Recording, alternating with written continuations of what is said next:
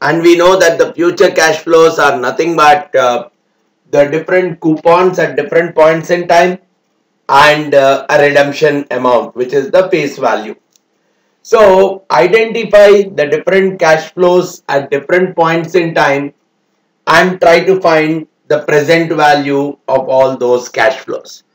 That is what works out as the total value of the bond, or that should be the typical price of the bond, right? It is directly calculated based on the present value of all the future cash flows. To a large extent, in case of a bond, all the future cash flows are known in advance, especially if it is a fixed coupon bond, may not be known in advance if it is a variable coupon bond. And if I am looking at a zero coupon bond, obviously there are no intermediate payments. Everything is a maturity amount itself. I find the present value wherein I look at the maturity amount, which is the face value, and I discount that to the present value. And there, what is the kind of a discounted rate that I have to use?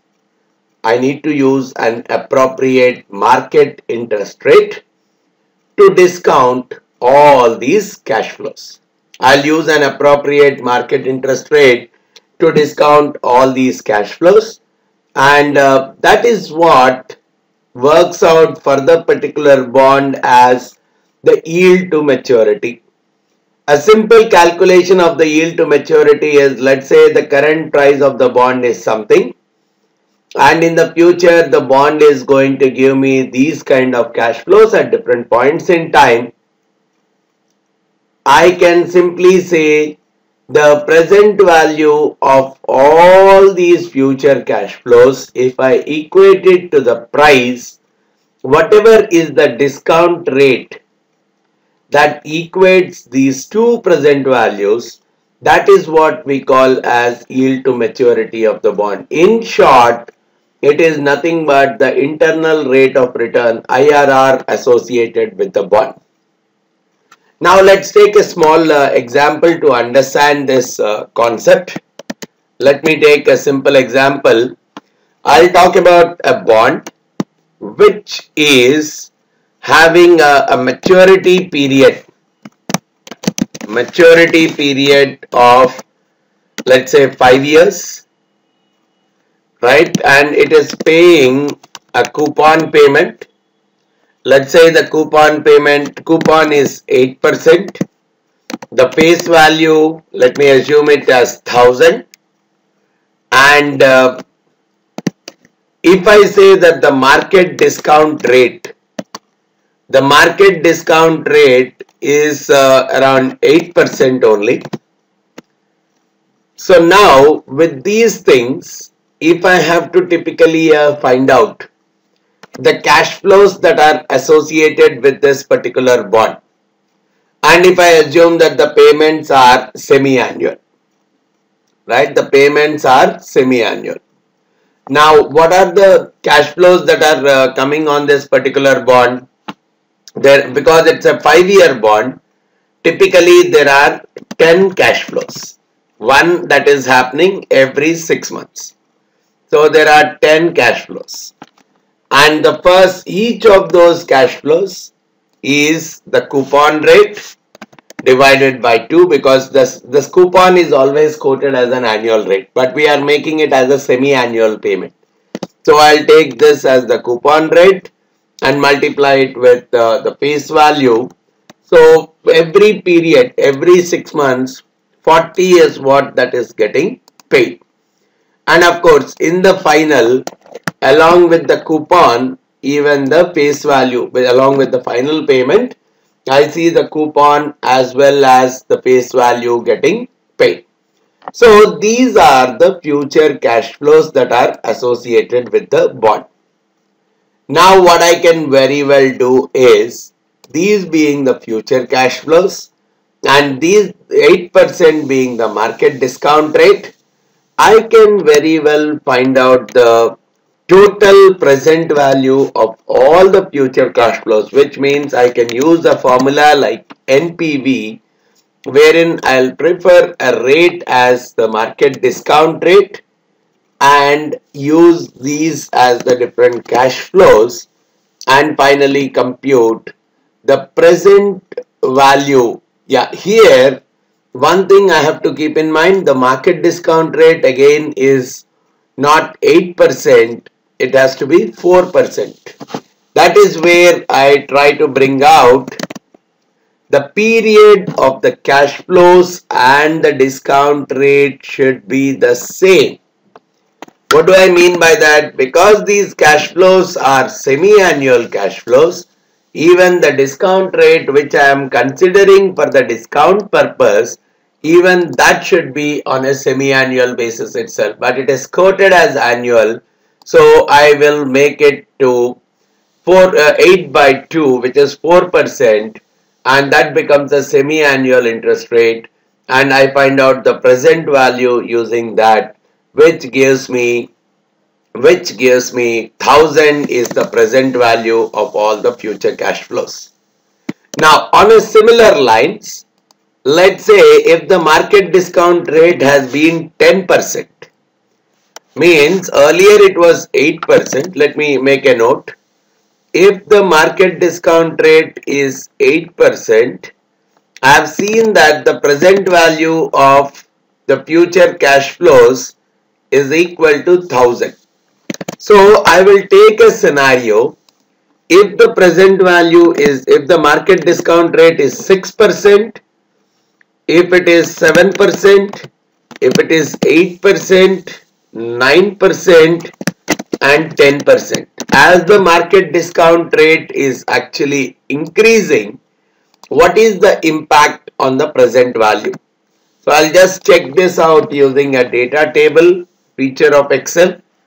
So let me just check out what is coming out. So I would typically look at the market discount rate, and what is coming out to me is if the market discount rate is 6%, the value of the bond is coming out to 1085. If the market discount rate is 7%, the value is coming out to 1041. Similarly, if the market discount rate is 10%, the present value of the future cash flows is coming out to 922. So one relationship that we are observing is, as the discount rate is decreasing, the present value of the bond is actually increasing. Rest all remaining the same. As the discount rate is decreasing, the present value of the bond is increasing, and vice versa. That's one important relationship that we have to keep in mind as a key point, which brings out the relationship between the interest rates and the present values, right? And one more important thing to bring out, a few important relationships. Let's try to demonstrate all those relationships with a small example. As the YTM decreases, okay, here the yield to maturity is that particular discount rate, which will make the present value of the future cash flows equal to the price.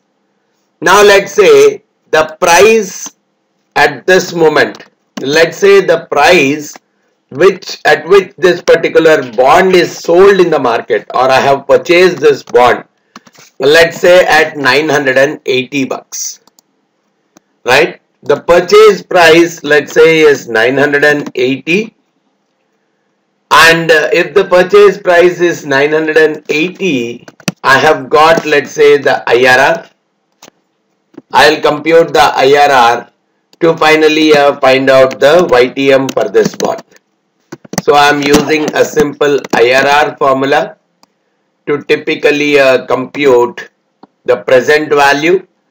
It is coming out to around 4.25%, right? But this is a semi-annual IRR because all my cash flows are semi-annual. This is a semi-annual IRR. So but the quotation always should be on an annual term, which means I will multiply this by 2 to arrive at the annual IRR. So what I am getting is the annual IRR. Even if I go ahead with 2 digits after the decimal point, it goes to around 8.5%. This is the IRR part. So one thing which we see is this is otherwise called as a YTM. So in this case it is 8.5%. But if I see if the purchase price, let's say, is 950, what is going to be the IRR? If the purchase price is 1000, what is going to be the IRR? If the purchase price is 1050, what is going to be the IRR? What we could clearly see in all these cases, let's see what would be the kind of IRR we are going to get if the purchase price changes to any of these. Surprisingly, what we are seeing is if the purchase price becomes 950, we say that the IRR is 9.27%. If the purchase price is going to 1050, the IRR is working out to only 6.8%, which means we could very clearly see this relationship. As the YTM is actually decreasing, we see that the price of the bond is increasing. Very important relationship. As the YTM is decreasing, I see that the price of the bond is increasing. So there is an inverse relationship that exists between the price of the bond and the YTM.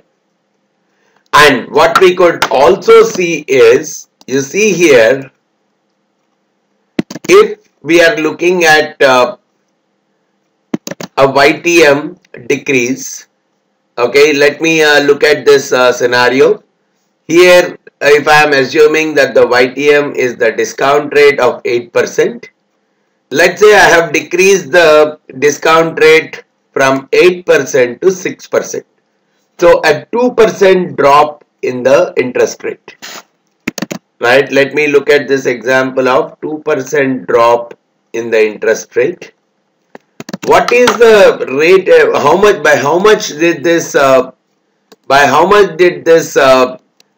price of the bond go up? The present value go up by almost 85 bucks. From 1000 it has gone to 85.30. So the kind of increase is around 85.3 units from 1000. Or even if I am taking it in a percentage terms, the kind of increase that happened, this minus this, if I divide it by this, it works out to almost 8.53% was the typical increase. If the YTM has decreased from 8% to 6%, the price of the bond has actually gone up by 8.53%. Whereas if I look at it the other side, when the YTM has gone up by 2%, what has happened to the price of the bond? The price of the bond has decreased, but look at the decrease. The decrease is only to the extent of 7.72%. It's the same 2% change in the price of the YTM. The same 2% change in the YTM, but what we are observing is a 2% drop in the YTM resulted in an 8.53% price increase, whereas a 2% increase in the YTM resulted only in a fall of 7.72%. Or in another way, if I try to do a plotting of a simple chart with this for different YTMs from 6%, 7%, 8%, if I am trying to find out the price of the bond, what I could see is it may not be a straight line relationship, right? It may not be a full straight line. We could see a kind of a small curve generating in the process. right? It's not fully visible, but what we could clearly see is it is definitely not a straight line. As we could see, the increases are not uniform, right? The increases here, there is a change of 40, but here there is a change only of 30. So what we could see is these increases are not fully uniform, but this is definitely not a straight line, a kind of a small curve that is getting generated. What it means is it is completely convex in nature. Probably the better way for us to understand this relationship is I reduce the coupon very much. I reduce the coupon, let's say, only to 2%, and let me try plotting the graph by changing the axis. By changing the axis, let's say only between 650 and let me change this axis. So instead of having a minimum of 0, let me try to take it to 680.